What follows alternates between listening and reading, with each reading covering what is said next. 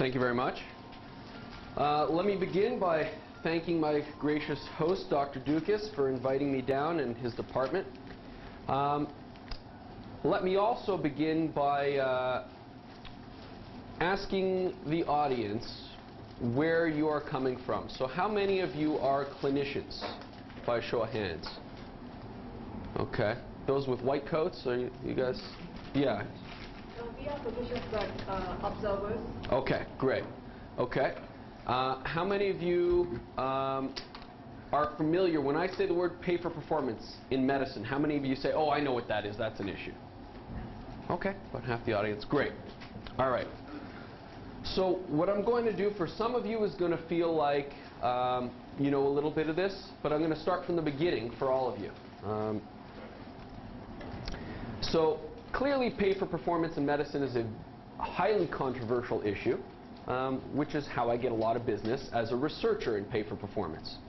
I'm a clinician, but I also do research in ethical issues in pay for performance. Let me be clear, by the way, from the outset. I am neither an advocate for or a detractor from pay for performance. I take a neutral academic position.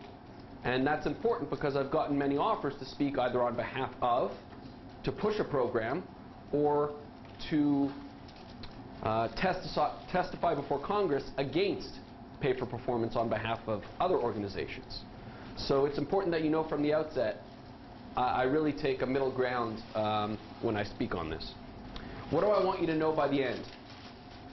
I want you to be able to describe how a pay for performance, or P for P, model of physician reimbursement functions. And in fact, I should take out the word physician and put clinician, because it's increasingly being used in setups with nurse practitioners, including Minute Clinic. I want you to be able to cite 4 economic, clinical, social, and moral benefits, and 8 burdens likely to result from pay for performance.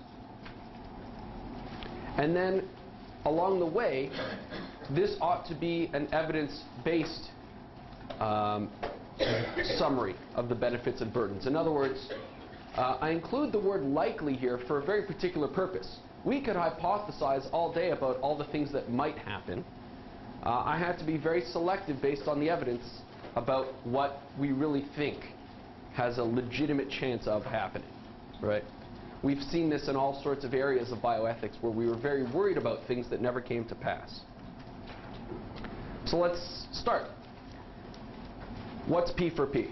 Here's a definition, as good as any other: the use of incentives to encourage and reinforce the delivery of evidence-based practices and healthcare system transformation that promote better outcomes as efficiently as possible.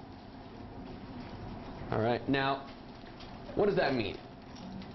There's 2 big ticket items I think you need to pull from this definition, an early definition of P for P.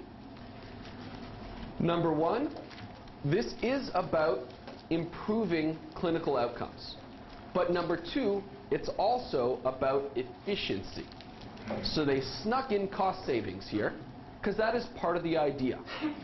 So for many people who say, wait a minute, pay for performance got a foot in the door by saying we're going to improve outcomes, quality, but now it's being used as a cost-saving measure too, the answer is it was originally conceived to do both. All right, before you start to feel like, for those of you who have a sense already of what pay for performance is, that it's this enormous thing that weighs you down, how do I get my head around this? Let's break it down piece by piece.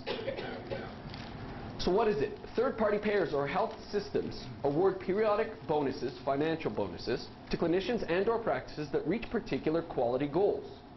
The quality goals are typically consistent with the National Committee for Quality Assurance's Health Plan Employer Data and Information Set, also known as HEDIS, quality markers. Now, up until this past year, when I've talked about pay for performance, I've always said that the debate in pay for performance is typically not about whether the current markers that are out there of quality are good or not. For example, blood pressure control in diabetics. Less than 130/80 is a common diabetic measure for pay for performance. Nobody debated that that was not a good thing for patients, right? I mean, the data was sufficient for us to feel good about, yeah, diabetics' blood pressure should be well controlled. Okay. I'll tell you right at the end about how some of the measures, A1Cs in particular, given the ACCORD trial, the ADVANCE trial, and the VADT trials, have even put something that we felt was fairly secure, that the quality measures are based on things we think are good. Even that's on the chopping block up for debate now. Pay-for-performance measures come in 3 flavors: structural measures, process measures, and outcome measures. Structural measures, an example might be simply putting in an electronic medical record or an EMR in your clinic might net you a financial bonus of, say, $20,000, just for expending the energy and making the leap to transfer over. Process measures, simply checking a hemoglobin A1C in your diabetic patients every 3 months. Doesn't matter what the outcome is of it, but showing that you're involved in the proper clinical process. Or outcome measures, actually demonstrating that you got your diabetics A1Cs less than 7. Might net you another bonus. Okay? So there are all sorts of different programs and different types of quality measures. Now, who sets these goals? They really vary by third-party payer or health system. There are over 150 independent pay-for-performance programs currently in the United States. 150 different ones. My practice in the Twin Cities had 9 different programs. One program wanted these measures, another program wanted these measures. So you can imagine that one of these issues is going to be aligning the measures. And in fact, I put on my opening slide that I was a member of the AMA's Geriatric Pay-for-Performance Committee that helped design measures. My role on that, by the way, was as a bioethicist, because they had representatives from all the different medical specialties that had a stake in the game. They had the hospitalists, they had emergency medicine, and the geriatrics pay-for-performance thing. But nobody was there to say, wait a minute, this is going to be terrible for patients. So that was sort of became my role as the bioethicist. But I also serve on Minnesota's alignment project that basically takes what were actually 11 different programs and says, look, can't we just all agree on a set of measures to decrease the bureaucratic burden on clinicians to have to submit 23 different forms, about 48 different measures? Surely we can do better. And that's something that's gone on. So this is a real issue. Who sets the goals? It's also important because whoever sets the goals decides who gets the money. So if an insurer is setting the goals, and today the goal is A1C less than 7, and tomorrow the goal is less than 2 MRIs per year, we start to wonder about whether we're shifting mostly about quality improvement to mostly about cost savings. Okay? And remember, pay-for-performance was designed to be a bit of both in the right circumstances. And in its most sophisticated sense, you get the 2-for-1 truly without losing anything. So here are some examples of how programs might tweak their measurements. And not necessarily what they're measuring, but they might tweak a number of the metrics about the measurements themselves. For example, some programs require, say, a 90% childhood vaccination rate to get your bonus. Others might say 80%. Some goals vary annually based on last year's top clinics. So some might say, you know what? Last year's top quartile got 86% vaccinations. That's what we're aiming for this year. You get the bonus if you're over 86. Some just require that you improve over your last year's results. Right? Now this is actually a highly controversial one. You can imagine that for clinics that are down at 40% vaccination rates, if we stick with the same example, they're never going to make it to 86. They say, well, why should we even try? There's no incentive for us to reach for the moon. We're not getting there. Okay? So if you have a strict threshold policy, you're not going to incentivize the people who need it the most, who are in the most trouble. On the other hand, if you make it all about improvement, once I do my work and I get up to 90%, I've hit effectively a ceiling effect, and why should I try even harder? So most agree that some mix of the two is important. And some restrict their P4P criteria to patients with their insurance. For example, in fact, most restrict it to their insurance. Medica does their thing, Health Partners does their thing. Blue Cross Blue Shield, they actually look at the outcomes of all your patients in your clinic, whether they have Blue Cross Blue Shield or not, which is interesting and may even outstep their bounds, and there are arguments on both sides about that. All right, let's talk about the money. Most of this money to date is actually new money. In other words, you get your regular fee-for-service billings plus these bonuses if you make the measures. Okay? Some of it, though, the minority, is called a withhold. So, for example, Health Partners, an insurance company, is very clear that they only pay 97% of your billings that they would normally pay. They pool that last 3% and redistribute it in the form of a pay-for-performance bonus. Okay? It's not really a bonus, it's your money that you had billed for. But clearly some people are not getting 100% of their billings, and some effectively will get 120% if they meet the bonuses. So it's not all new money. The other concern, of course, is while it might be new money today, that's another bargaining chip for not adjusting the fee schedule with inflation and whatnot. Say, look, we're already doing the pay-for-performance bonuses, let's freeze the fee schedule. So it may be new money today, but we may just be borrowing from the future. A popular issue in today's economic climate. The other thing to remember about the money is the magnitude. So currently, Medicare, Medicaid, CMS, their pay-for-performance total dollars is about 1.5% of your total billings. Okay? It's a significant number, but it's not enormous. Whereas many private programs are up to 20% of your salary, of your take-home. That gets people's attention. In fact, in the Twin Cities, our health system at the university has a 40% sway. You could get 80% of your total billings or 120%. So that makes people pay attention. By the way, the exact right number to get enough attention without paying out too much money is unknown. This is to remind me that pay-for-performance is an international phenomenon. America has 150 programs, but New Zealand has their 14 regional programs. Australia has a national program. The United Kingdom has quite a famous national program. The Netherlands has their version. Germany has their version. Canada has their version. It's an international phenomenon, pay-for-performance. So when people ask me, is this just a fad in America that's going to come and go? I say, well, maybe, maybe not, but this is an international phenomenon. The other thing to remember is we can learn a lot from different countries. Most of my statements today are going to have the word may in there. Pay-for-performance programs may do X, they may do Y. And that's because if you look at enough programs, you realize that every program is different. Some programs will have some problems, some programs will have others.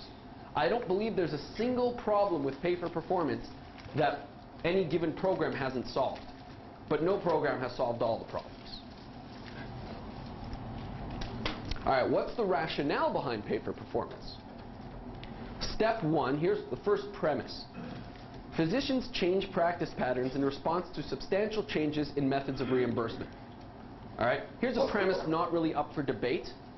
I can give you a striking example.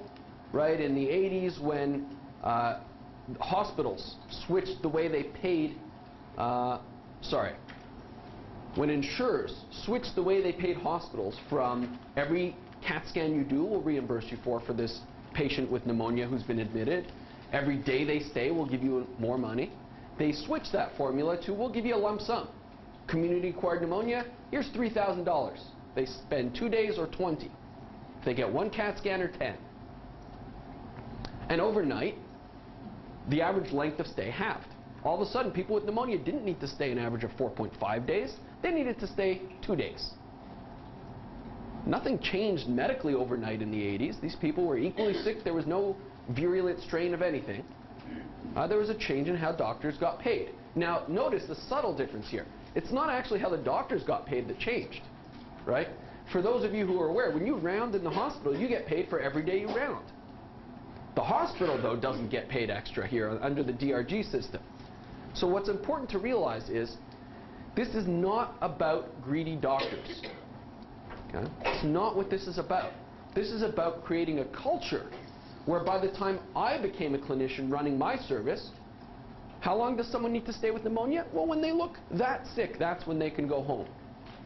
And the culture changed that's after 2 days these days instead of 4. Okay? And that, by the way, is a top-down cultural change. Very subtle. For those of you who are familiar with the work of Noam Chomsky, his Sentinel work, Manufacturing Consent, talks about how, look, I have just learned that I think this person's really ready to go home now. Who told me that? How did I learn that? How did that come to be? Why am I so convinced that that's the right thing now? It's a subtle process. So, I don't want to belabor the point. We will change if you change the mode of reimbursement. And by the way, when people ask me what my research is on, flying over here, I was talking to a musician coming back from Japan. And he said, so what kind of work do you do? I said, I look at how different ways you pay clinicians affects how they practice. That's the bottom line, because it does. All right, that's principle number 1. Premise number 2, achieving these HEDIS quality measures that we talked about and adhering to professional guidelines does result on average in better patient outcomes. Okay? That's why we have all these multi-center clinical trials that say you've got to do X, you've got to do Y, you've got to do Z. Okay? That's actually not up for debate either. Okay? Except for the case of the A1C, which we'll talk about at the end. So, these are the premises, and the formula is, if you get the right incentives to make physicians change their behavior to achieve these quality measures and adhere to these guidelines, you should get better patient outcomes. Right? Not necessarily. Just the transitive property doesn't work here. And it doesn't work, I'll sort of skip to the end of the show here. It turns out we're not getting the results we expected in certain respects. So for hospital measures is the main one. Yes, we have a performance measure that everyone who's had an MI leaves with a beta blocker. And that went up from 72% in many hospitals to 99%. Turns out they're returning with MIs and dying just as fast as they were before. What's up with that? Even though we demonstrated that if you're on a beta blocker, post-MI, you'll live longer and you have fewer MIs. So what doesn't fit? I have a number of hypotheses. Nobody knows the answer. You could throw out hypotheses like, well, it's one thing to give them the beta blocker, but you push one thing into my brain, you're pushing something else out, so I forget to give them the aspirin until you make that a measure. Or I might not be sold on it for every patient as a clinician. I say, well, look, here's your beta blocker. Go, take it if you want. I'm busy. Okay? So you don't get the buy-in of the clinician. Or, turns out, as every clinician knows, not every patient should be on a beta blocker post-MI, just the majority of them. But if you get me up to 98, 99%, great. I got a bunch of people who weren't on a beta blocker on it, who should have been on them, but I also have a bunch of people who shouldn't be on the beta blocker who are on a beta blocker. Because my incentive is, if I get them on a beta blocker, I make more money. Okay?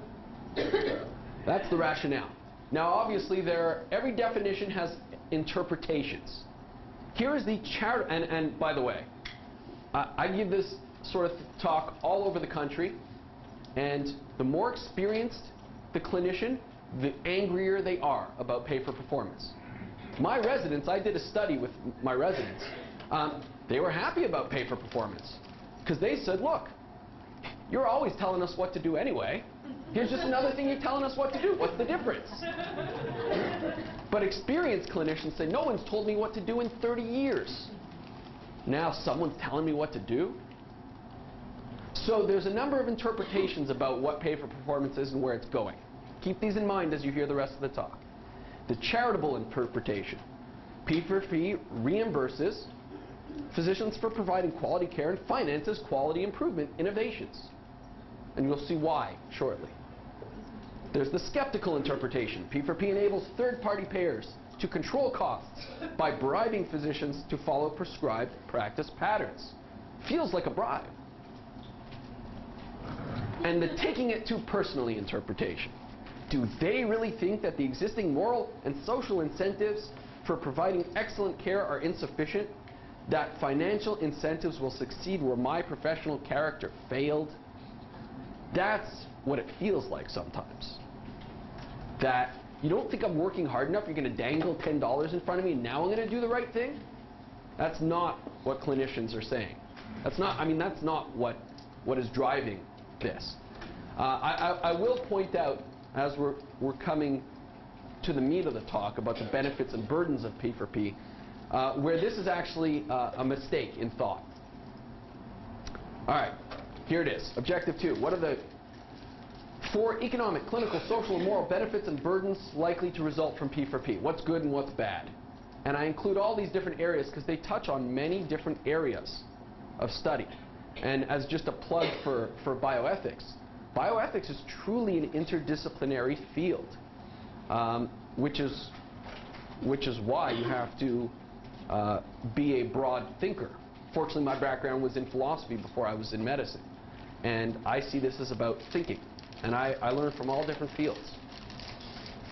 Susan Gould, when I first gave this talk as a student, as a resident, she heads up the bioethics program at Michigan.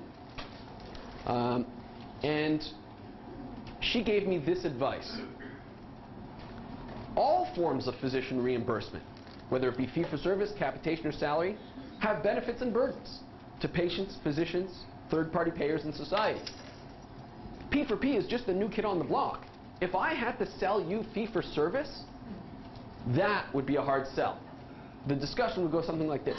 So you're saying you're going to pay me a chunk of money whether I do a horrible job or a great job, same amount. And in fact, if I screw up and the patient ends up in the ICU, I get to bill more? And if they get complications, I get more? Well, that's fantastic. But where's the incentive to do good, to get it right? Now, let me point out, there are 3 kinds of incentives in the world. Social, moral, and financial. I got that from Freakonomics, the great scholarly text, but it's true. That's actually based on real social science study. So it's important when I point out incentives. Look, doctors have strong moral incentives to do the right thing, right? And strong social incentives, right?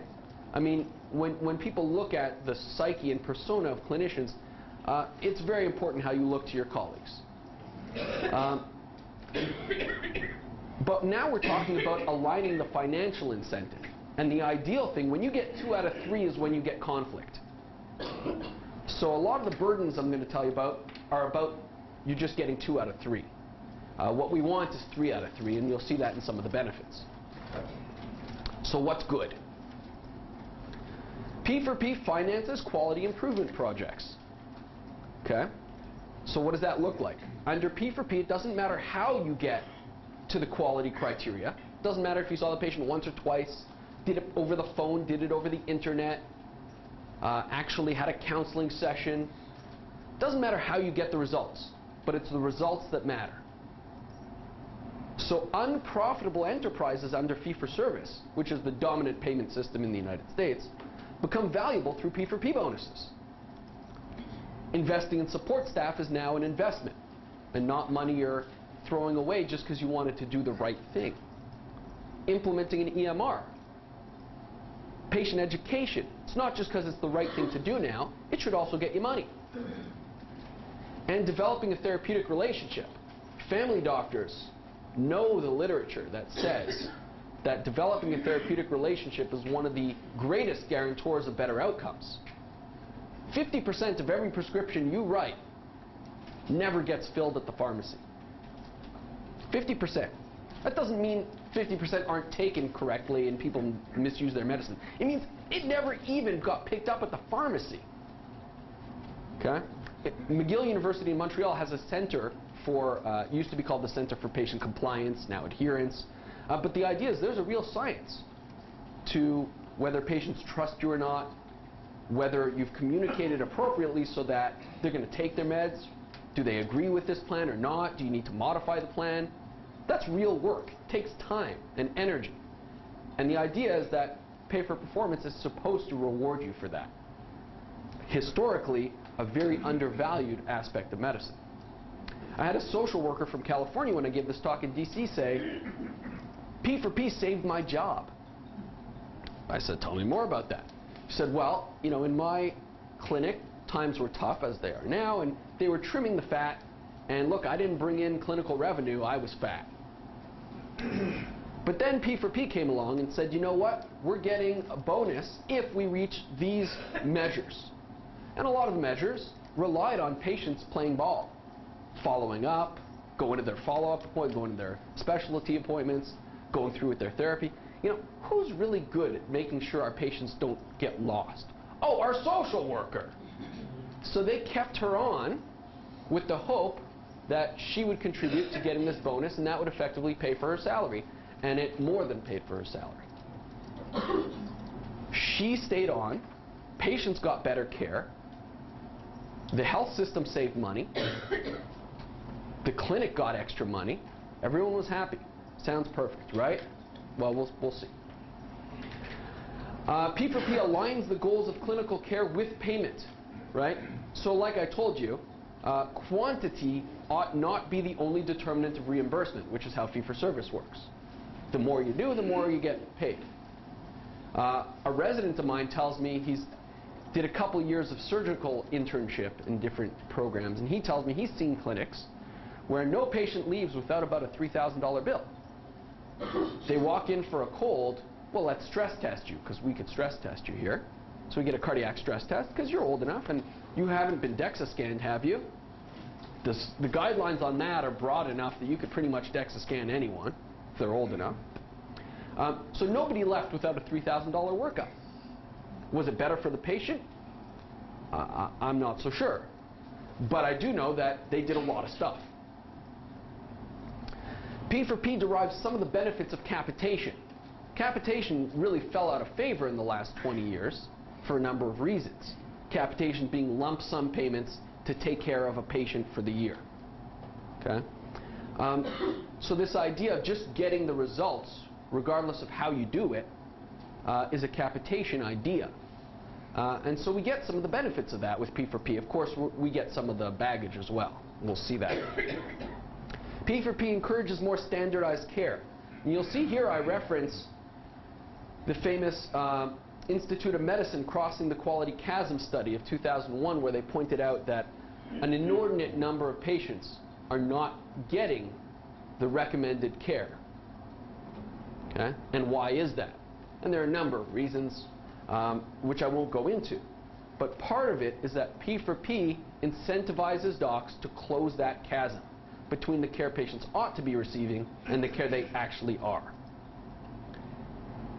Because right now, there's no incentive to follow the guidelines, and in fact, often there's disincentive to do so. How much harder is it? And when I gave this talk at a residency program in North Dakota, one of the older faculty was quite upset with P for P because now he had to defer to a guideline in place of clinical decision making. Okay? I'll come back to his story when we look at the burdens. I would argue that A, you need to know the guideline, and then you need to know when it applies and when it does not. This is a much tougher game.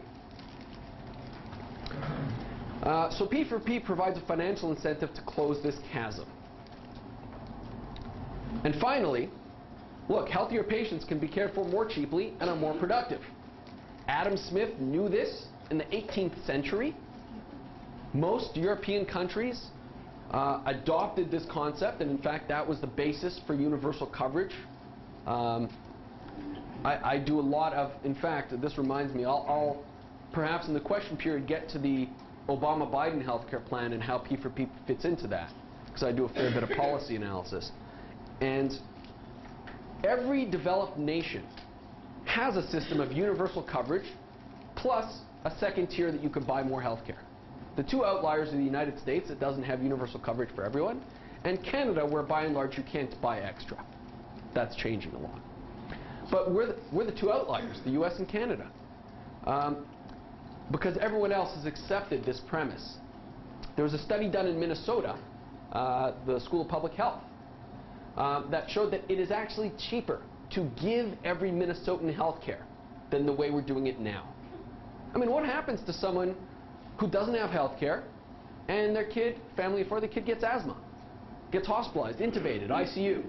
They have to lose everything before they then go on medical assistance. Well, that's not good. They got to lose their job effectively. They got to lose their house. They got to lose any semblance of a functional family unit. And then MA starts paying.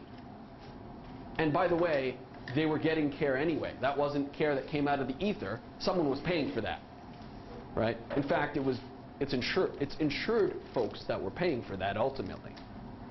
So we just know it's cheaper to give everyone health care than what we're doing now. So the point is, we need to incentivize docs to simply get people healthier. And we can invest in that, by the way. Insurers tell me, and I don't know if this is true or not, that for every $100, a couple of insurers have given me different numbers, every $100 they invest in P4P, they reap $700 in cost savings that year. This is not a 30-year prospect. This is that year their diabetic patient doesn't get hospitalized. That year their asthmatic patient goes to the ER once instead of 4 times. Okay? So they see it as an immediate cost savings. All right, let's summarize. P4P, what can be good? Finances quality improvement projects, aligns the goals of care with payment, encourages more standardized care, and healthier patients equals healthcare savings. Sounds perfect. Oh. That's not right. Why is it going backwards? All right, here we go. So what's bad? First of all, the United States is renowned for being the most bureaucratic healthcare system in the world. And now we are adding a layer of bureaucracy. We looked, 1 month we didn't make a pay for performance measure. Too many of our patients with asthma ended up in the ER that month. We didn't get the money. So one of my colleagues, Pete Harper, looked into this. So he called up the insurer and said, well, let's have the list of the patients that were in the ER that caused us not to make our measures. And he did a chart review. He took a look at these asthma patients' ER charts and their clinic charts. And here's what he discovered. 3 of these 12 patients had never been seen in our clinic before. They were the so-called invisible patient that gets assigned to your clinic by the healthcare plan. Right? Like when I signed up for my insurance, they said, what's your primary clinic? I said, like a good doctor, I don't have one. And they said, okay, well, here's the one that's closest to your postal code. 2 of the 12 didn't have asthma. Turned out that, as I work in the ER as well, I know when someone comes in and your differential diagnosis is life-threatening asthma or panic attack, you treat it like asthma first, then you see what happens. Okay, maybe you could try a benzo after and see if that works, but you treat it like the worst thing it could be. Look, on follow-up testing, follow-up pulmonary function tests, they didn't have asthma. Follow-up history, they didn't have asthma. They had a panic attack or something else completely. Of the remaining 7 of the 12, some had their first asthma attack, period. Right? So we're held accountable because it was a bad allergy season. Others had mild intermittent asthma that was being treated totally appropriately. Now we see a patient population, like you heard, that has a hard time getting their medicines, chaotic life, often they're in a shelter. These kids don't have a chance sometimes. And we're actually held to the same standards as the clinics in wealthy suburbs. And others hadn't been seen at our clinic in over 2 years. So we actually had no chance at them. Now, the kind of explanations I'm giving you now, that's loser talk. That's saying, oh, poor me, I didn't have a chance to help them. The whole idea of pay for performance is that the insurers are saying to you, oh, it's not your problem that these patients didn't come in, that they're invisible, that they're assigned, that you don't get any money for reaching out to them with sending them a letter or doing some other intervention, something novel or innovative. You make it your problem. We'll give you money to make it your problem. So it changes the dynamic of a reactive healthcare system where I go to clinic from 8 a.m. to noon and then from 1 o'clock to 5, and that's my job, and I wait for people to come in. It encourages more proactive approach. Now, this is on the burden side, by the way, because this is very burdensome to say reorganize the way healthcare is done, and by the way, pay for it. But you know what? That's not true. We'll pay for performance. We'll pay for it. We'll give you the bonus. But you have to make the upfront investment and hope you succeed. That's the second issue. Income variability produced by P4P may complicate clinic and personal budgeting. This fellow here, Dr. Metzmaker from the Netherlands, told me my biggest problem with pay for performance is I don't know if I'm going to have to take out a second mortgage on my house this year or buy a second house. I just don't know what's going to happen. A clinic in Minnesota went in whole hog for pay for performance. They said, we're going to do it right. They did everything right. And their clinic folded because they couldn't keep the doors open. Because despite many of their efforts, they missed many of the performance measures. And many of the projects for which they got the performance measures were actually much more expensive to pull off than they originally anticipated. So that speaks to the idea that all practices will not be affected equally by pay for performance. Smaller practices who don't have the infrastructure and the deep pockets will have a harder time doing this. Especially rural practice won't be able to compete on the same level. Now, here's the response from pay for performance architects to this. Well, I mean, if you're a small clinic in a small town and you actually can't provide the same quality of care that they can an hour or two away, well, then you should fold and your patient should go to a better clinic to get better outcomes, which is great, except the research shows that when your clinic folds, you don't travel an hour and a half to the better clinic. You go nowhere. You go to no clinic. That's actually what the data shows. So till you're blue in the face, you could say what patients ought to do, but it's simply not what they're doing. So of course I would argue that you need to provide some accommodation for different clinics in different clinic settings based on the populations they serve. Here's a concern. P4P may erode medical professionalism. What does that mean? Well, here's the question a lot of clinicians ask. What if these financial incentives succeed where my moral and social incentives fail to improve quality? Right? A lot of docs say, look, I'm trying as hard as I can. What if actually this really works? What does it say about me? And I would argue, it says you're taking it too personally. Here's why. Remember I told you the whole story about DRG payments to hospitals in the 80s and how it changed clinician behavior? That wasn't because the clinicians decided to be more greedy or that they were lazy. It was because a culture changed. Okay? So for example, in my clinic, when I go see a diabetic patient now that we have pay for performance, I walk in with a sheet with nice pretty graphs that says, here's where this patient is with their A1C, with their blood pressure, with their aspirin use, with their urine microalbumin to creatinine, with their whatever the 5 markers are du jour. I have a blueprint, a printout of it. And I can say to the patient, well, let's take a look. If you would ask me to find the patient's last A1C, their last blood pressure, the last time they saw the eye doctor, if you asked me to do that in each visit, that would have taken me 5-10 minutes that I wasn't going to spend. So by making a financial incentive, it allows the clinic to invest in the infrastructure, what we call platforms for diabetes care, that allows the clinician to do the best job they can. Look, it basically equips me in a way I was never equipped before. And I could have worked as hard as I can, and I could have cared as much as I could, and I'd still not get the same outcomes.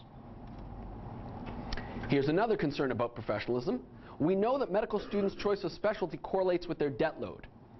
This was controversial until a couple years ago, where some studies showed that it didn't correlate, some studies showed that it did.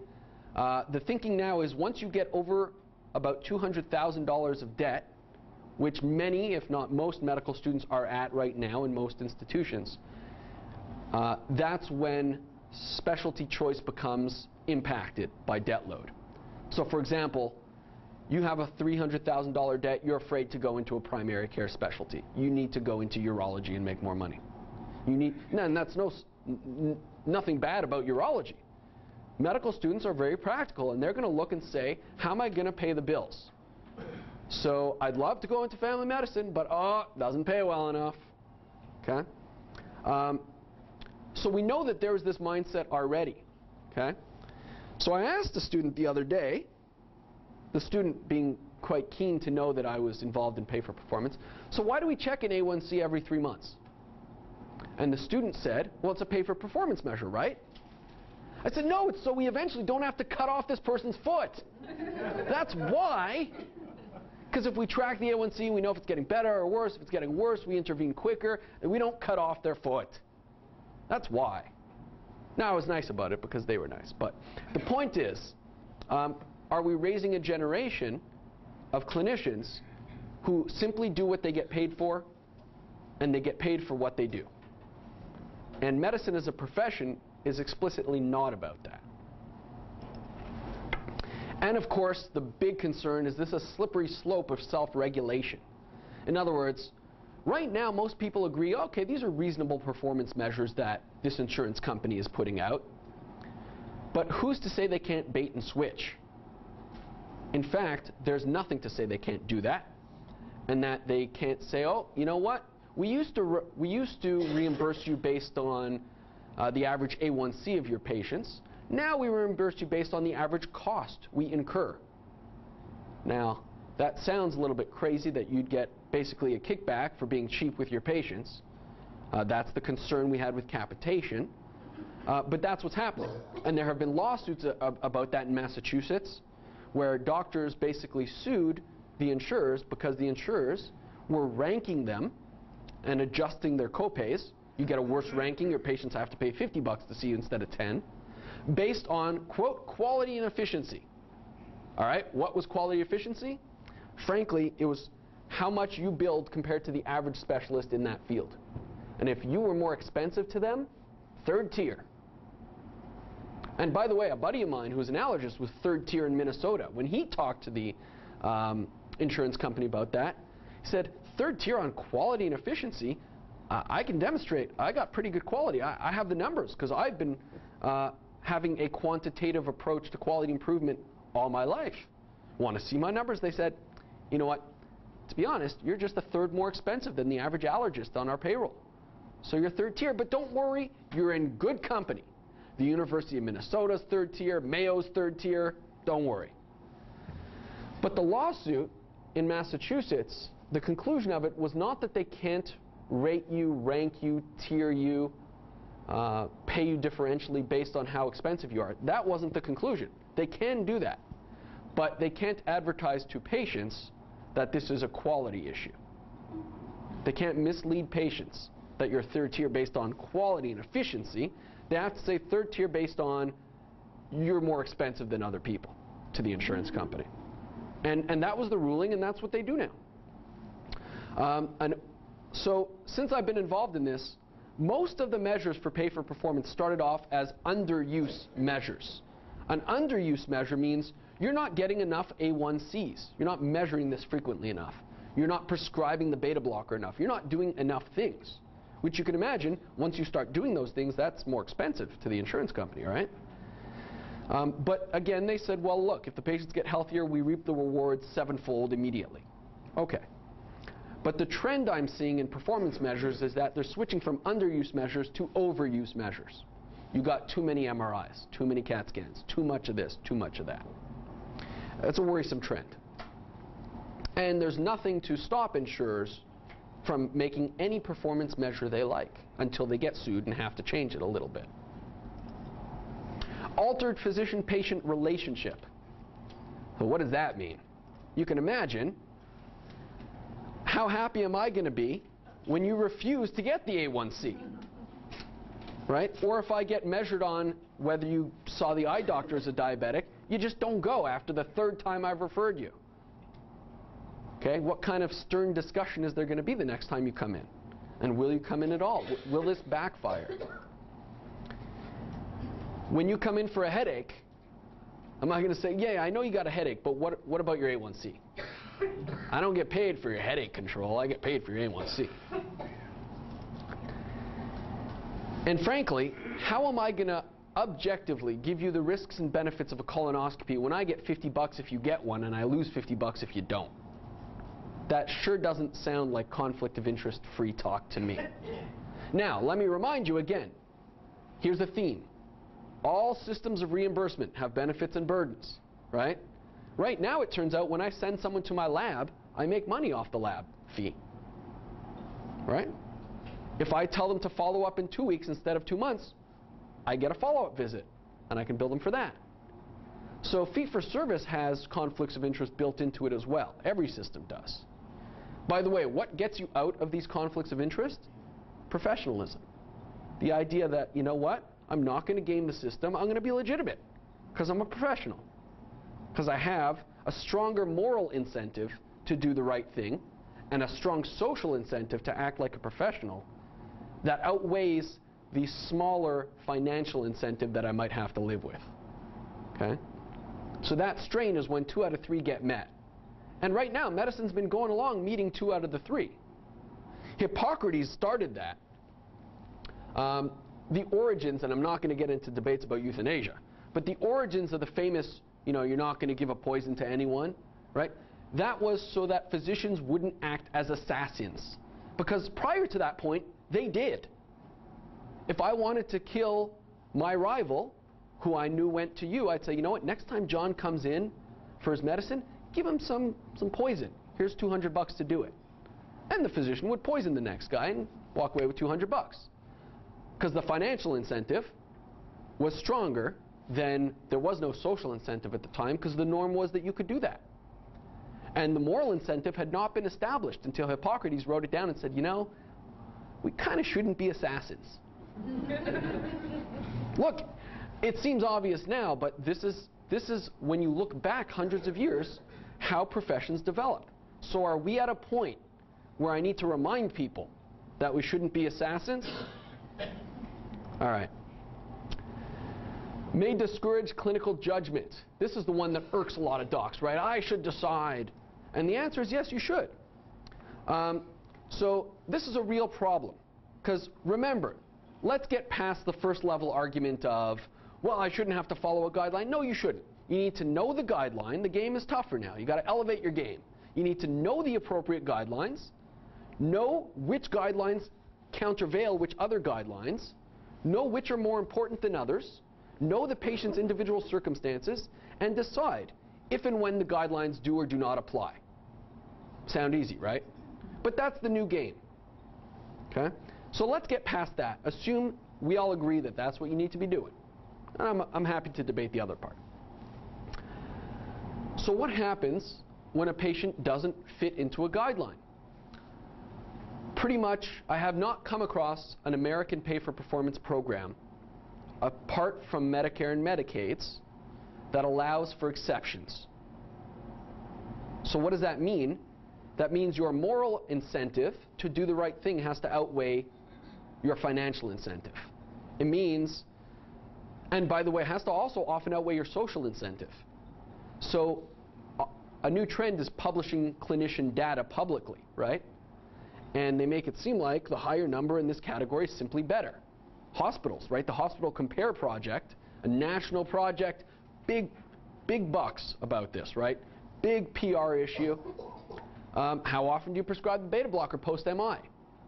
The mistake they made was that the measurement said, well, more is better. Should be 100%, right? No, we know that there are exceptions. We know the beta blocker is going to be worse for some people. So what's the right number? Is it 92%? Is it 98? Is it 96? We don't know, and no one's figured it out. So everyone assumes just more is better. So the problem is, If I get a patient who I know doesn't need a beta blocker, or it might even hurt them, I have to say, one, I'm going to throw away the pay for performance bonus because I could say goodbye to that money if I don't prescribe it. Two, I'm going to look like a bad doctor because they're going to nail to the door a thing that says my number's 96, his number's 98, he must be better. And all that for the sake of the moral incentive to do what I think is right. That's what a lot of docs are faced with now. That's the conflict.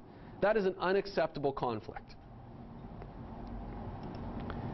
We know that intersecting guidelines can be dangerous. There's a famous geriatrics paper about that, that the average octogenarian with an average number of conditions, if you actually followed their guidelines to the T, you would kill the patient very quickly.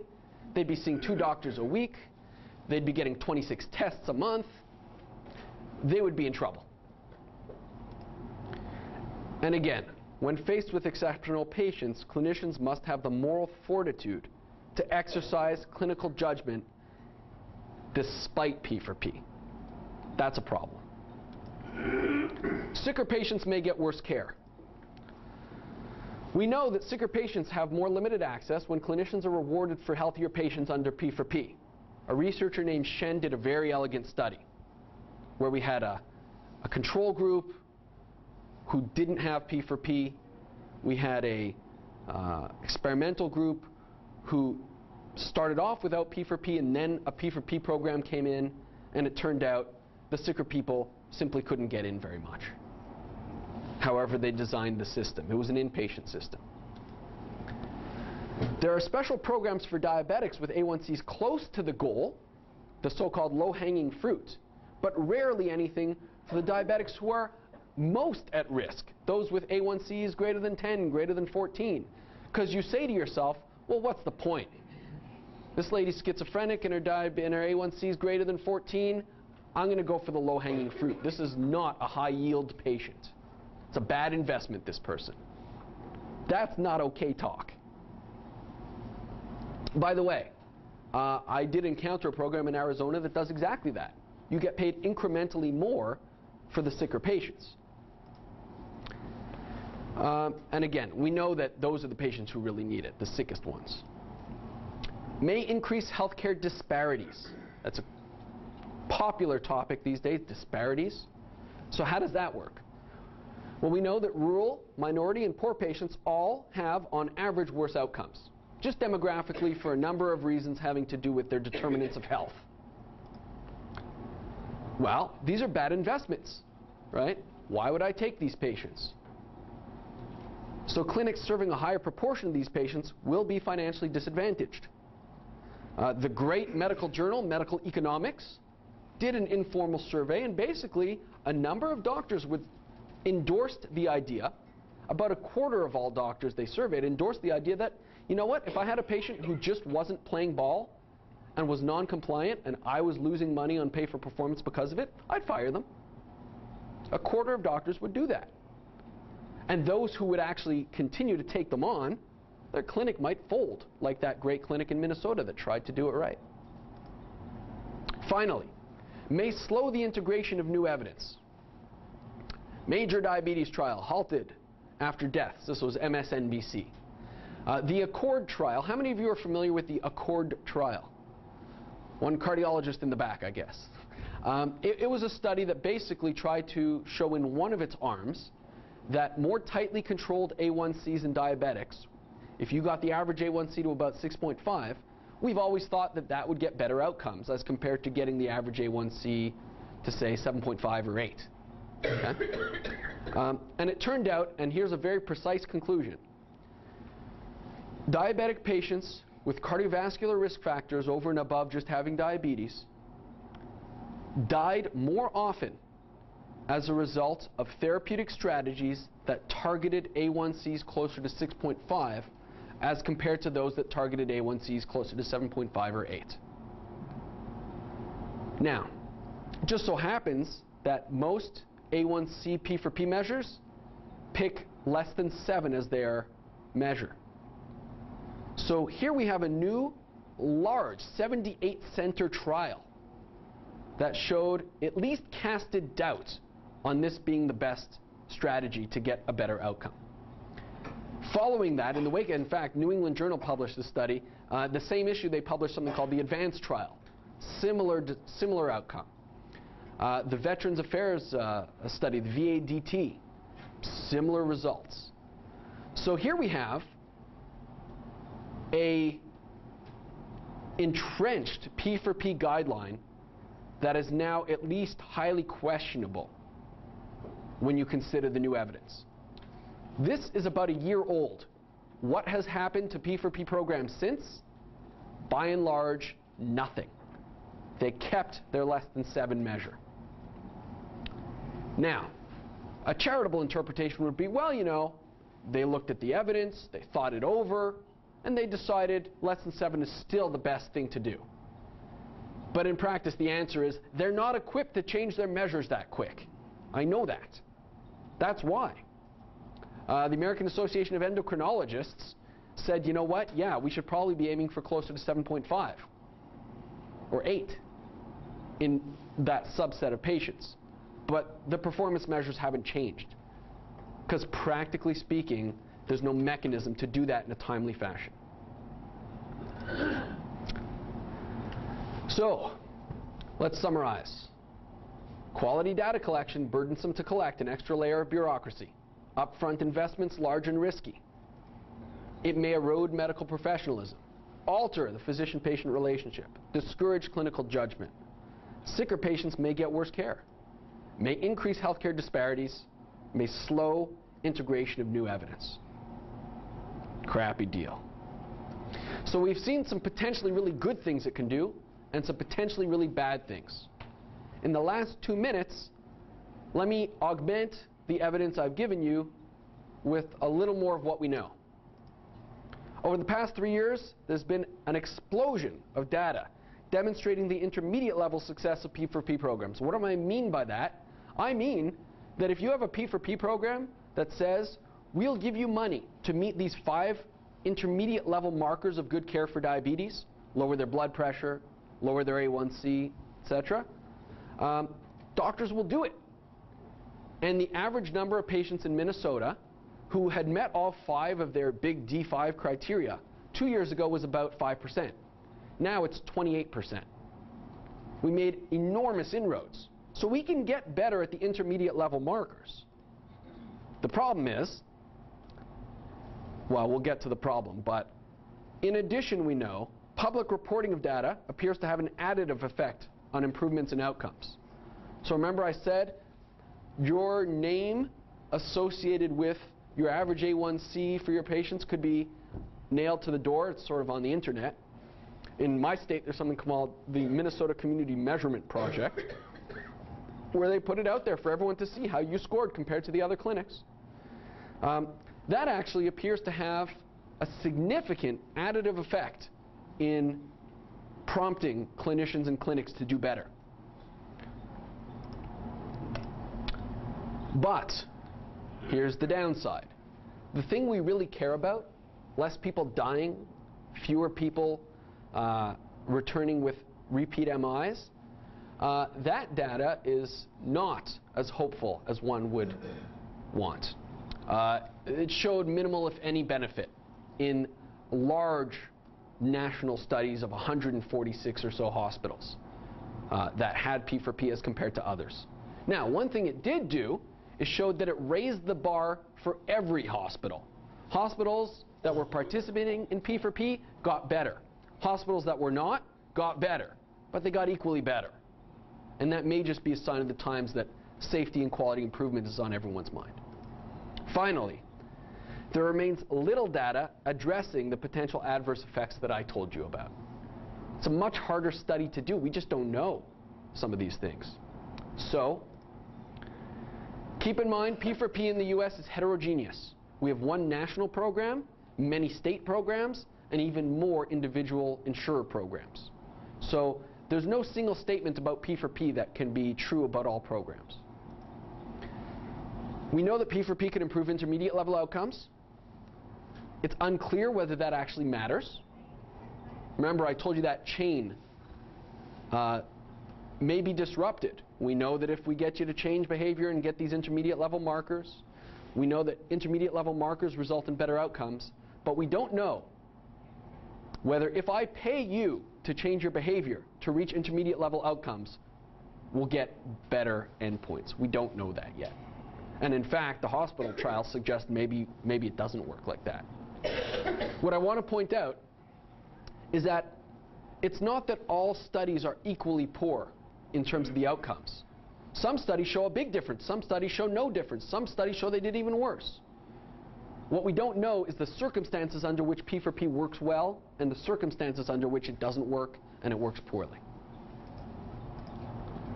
There are going to be costs for the success of P4P. Remember, every system of reimbursement has benefits and burdens. So we're swapping out some of the downsides of fee-for-service for some of the downsides of P4P.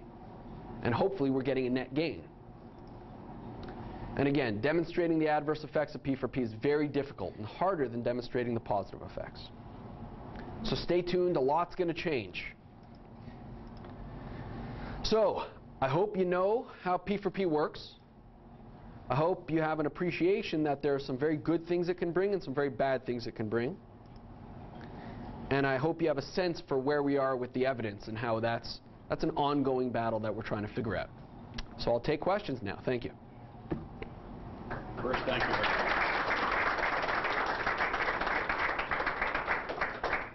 We have time for questions.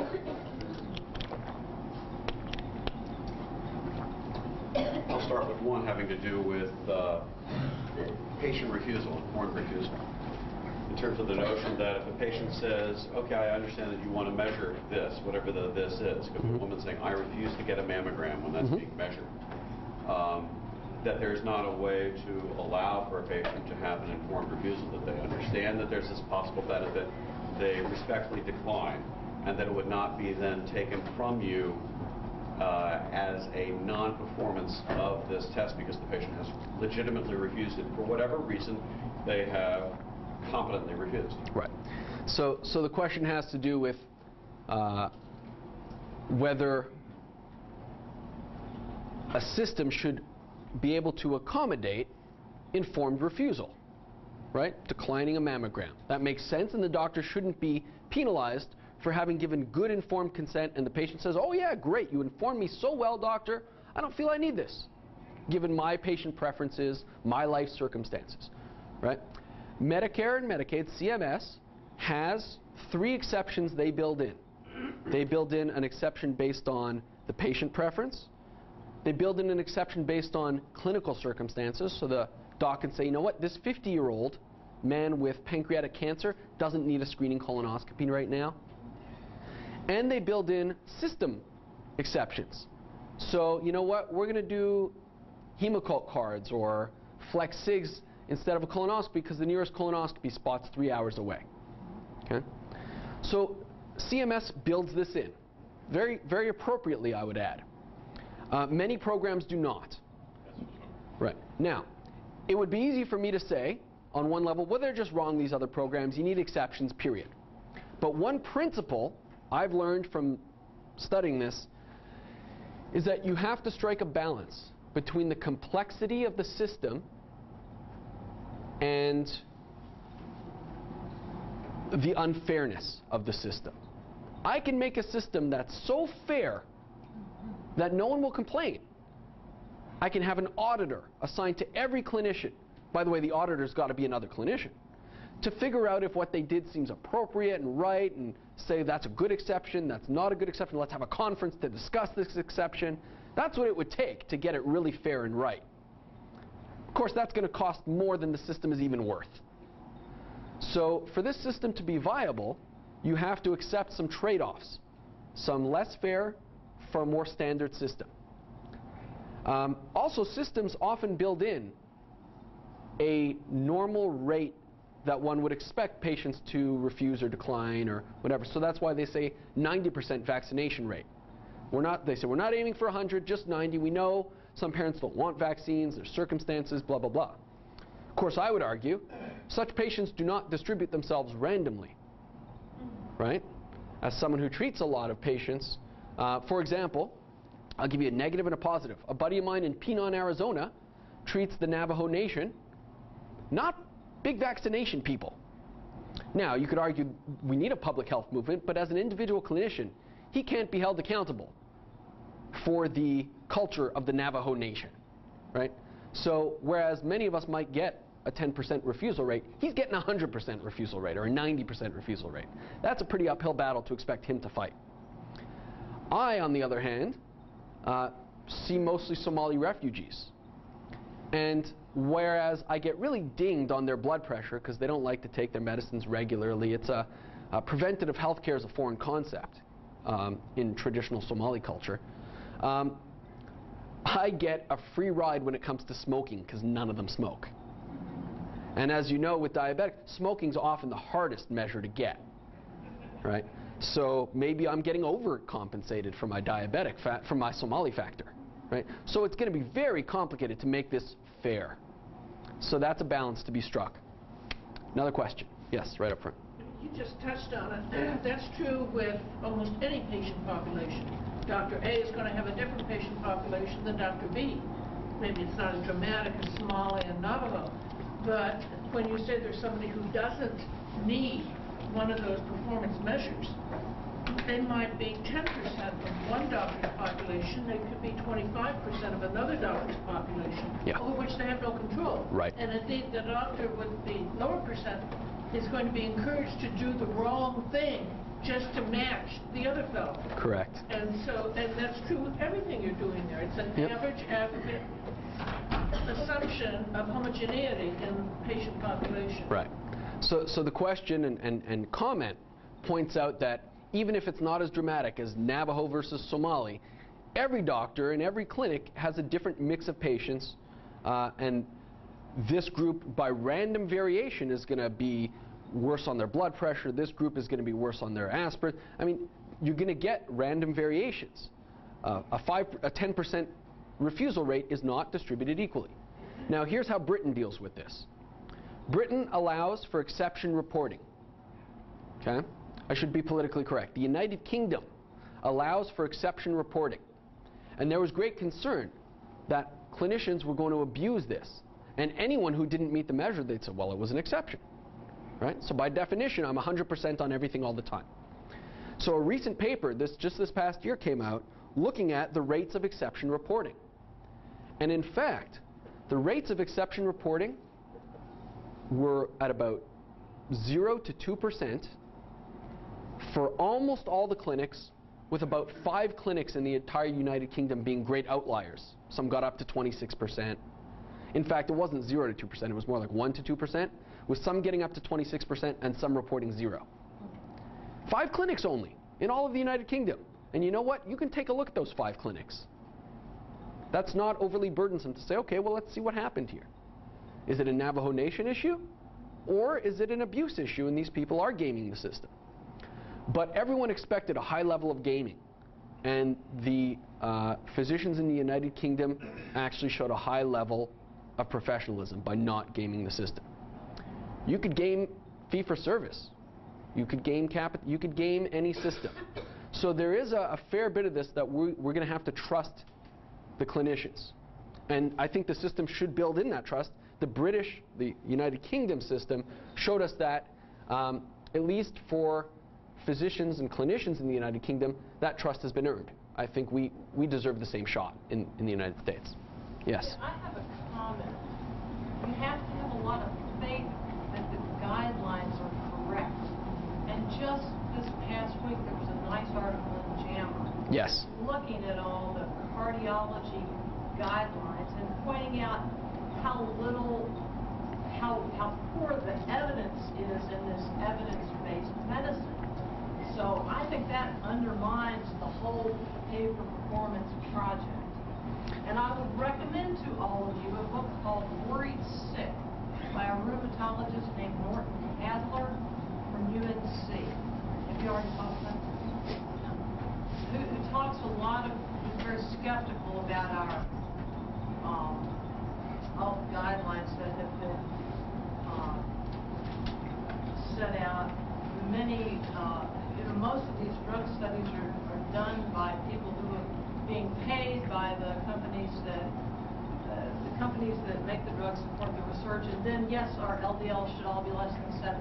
And I'm really skeptical about that, and I'm not about to sign up for some pay-for-performance program that suggests that I have to meet these guidelines when I have a great deal of skepticism about them to begin with. All right. So that's a comment. Perfect. So for the camera, this was a comment about expressing skepticism about the legitimacy of many of the guidelines. Sounds like performance guidelines or other. Which you just talked about at the end, your 8th point about hemoglobin A1Cs. Yep. Whether we should really be targeting them so low, because we can meet those and then we can kill more people than help.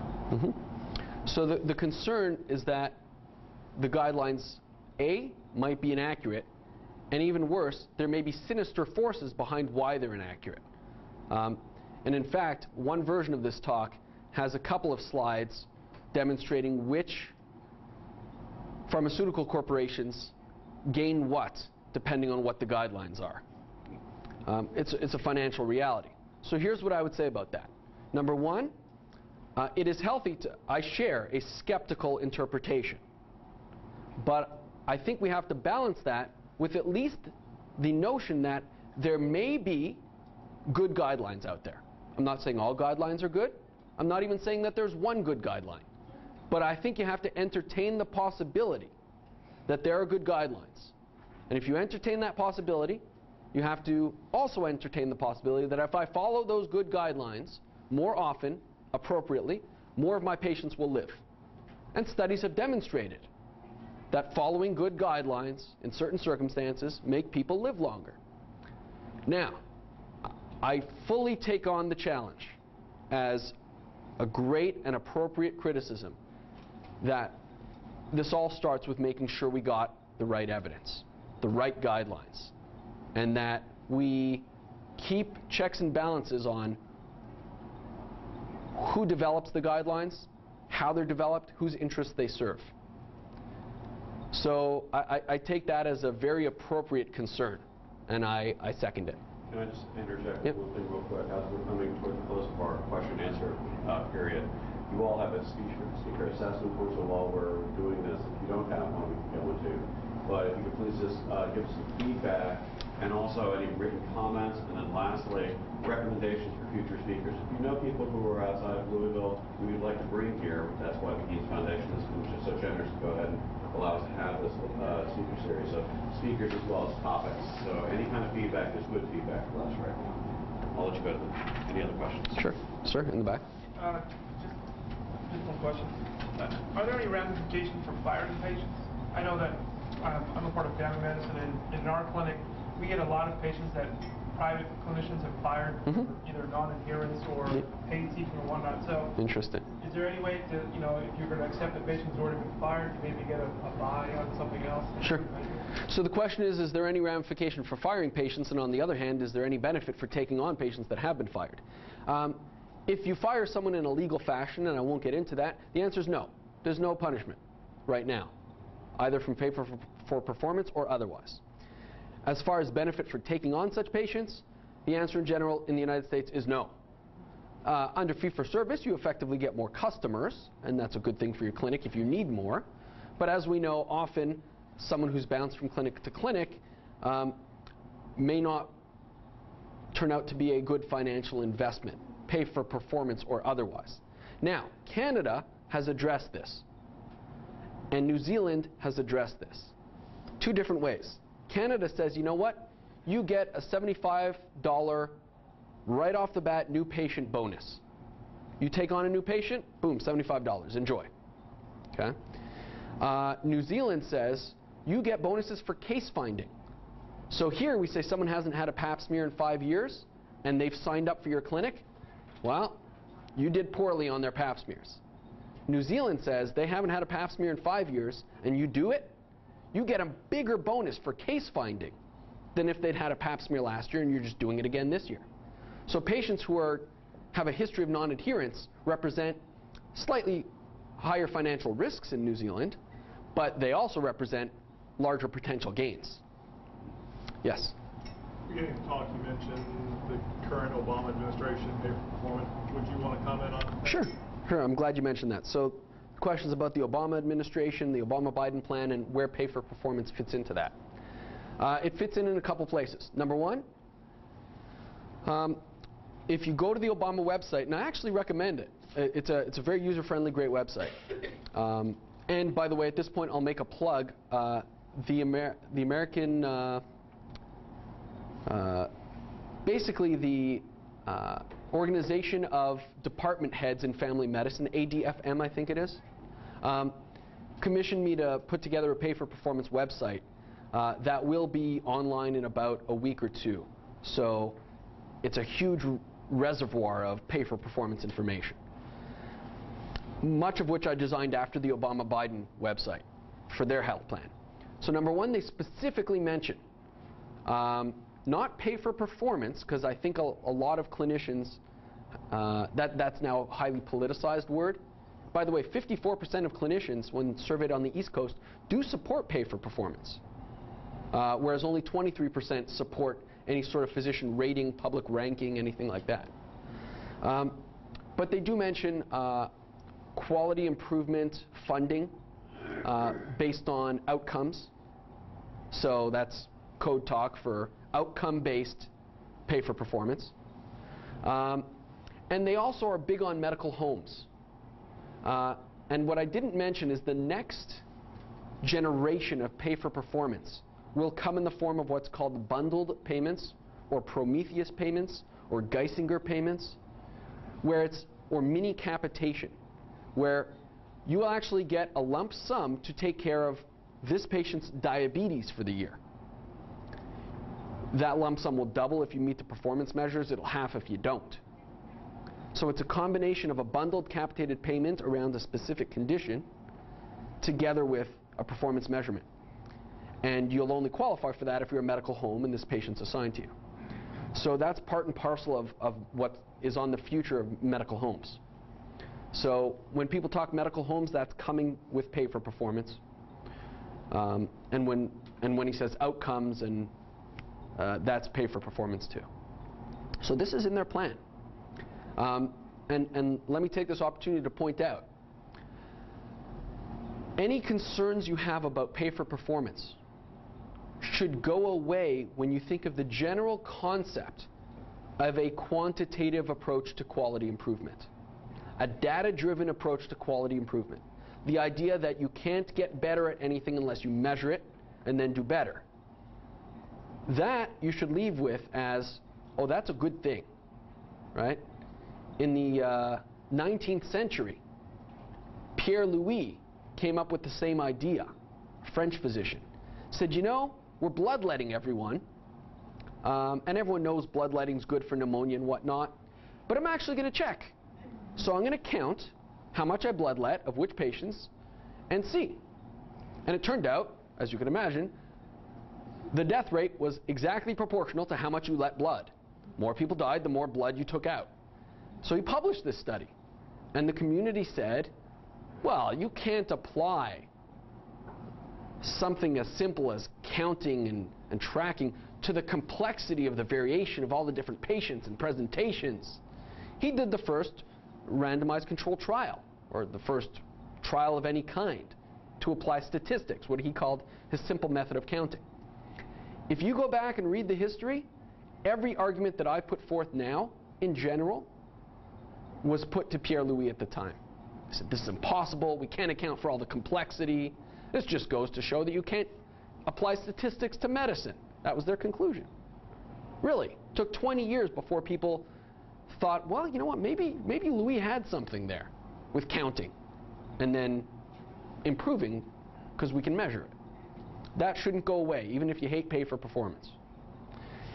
Yes, in the back. I'm just curious as to whether you're aware of any practices or systems that have provided incentives, financial otherwise, for patients to have higher adherence rates to recommendation. Excellent. So this is a question about whether I know about clinics that have paying patients for performance. So you pay the patient, it's called P for P for P. That's the real thing, P for P for P. And yes, it's a thing. Number one, it works great. Number two, it has serious ethical issues. Because, as you can imagine, a lot of reasons for non-adherence are not within the patient's control. We say, oh, it's not within my control. The patient says, I have no money. How's that within my control? So you'll give me money if I had enough money to buy the medicine, and you won't give me money if I don't have enough money to buy the medicine? That doesn't make sense. So on the one hand, it really does improve adherence rates. On the other hand, it's got some problems. And it doesn't just improve adherence rates. It actually improves, for other reasons, patients' overall well-being. Look, I get paid effectively $20 if I go to the gym 6 times a month. Right? That's pay for performance for my health. Right? All sorts of large employers do that. Yeah. And I go to the gym sometimes the 6th time because I want to get the bonus. It's $20. So it really does work. People are doing research into doing more of it. But again, there are serious concerns people have that have to be balanced. Okay. Any other questions or concerns? If not, we thank you very, very much, Dr. Thank you.